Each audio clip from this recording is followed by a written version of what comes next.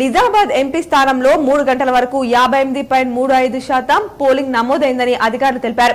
ఆర్మూర్లో 60.3%, బోధన్లో 61.8%, నిజామాబాద్ అర్బన్లో 47.6%, రూరల్లో 61.3%, బాల్కొండలో 61.8%, కొరుట్లలో 69.4%, జగిత్యాలలో 58.9% నమోదైంది.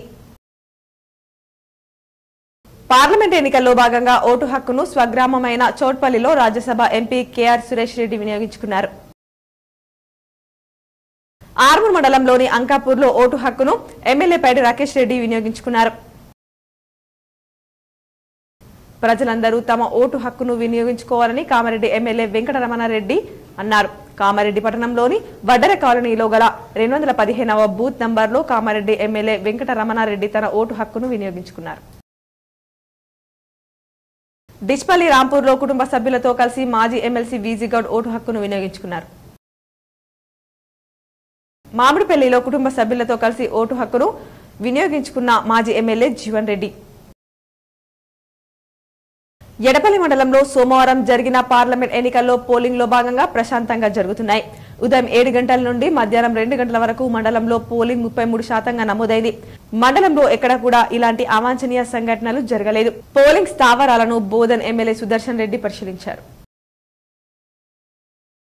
ప్రతి ఒక్కరూ ఓటు హక్కును వినియోగించుకోవాలని, అది మన బాధ్యత అని ప్రభుత్వ సలహాదారులు షబీర్ అలీ అన్నారు. కామారెడ్డి జిల్లా కేంద్రంలో వడ్డెర కాలనీలో గల 214 బూత్ నంబర్లో ప్రభుత్వ సలహాదారులు షబీర్ అలీ తన ఓటు హక్కును వినియోగించుకున్నారు. ఇందల్వాయి మండలం సిర్నపల్లి గ్రామ పరిధిలోని రామ్ సాగర్ తాండాలో ఎన్నికలను గిరిజనులు బహిష్కరించారు. తండాను అభివృద్ధి పరిచేదాకా ఓట్లు వేయబోమని పట్టుబట్టారు. నందిపేటలో పోలింగ్ బూత్లను ఆర్మూర్ ఎమ్మెల్యే పైడి రాకేష్ రెడ్డి పరిశీలించారు.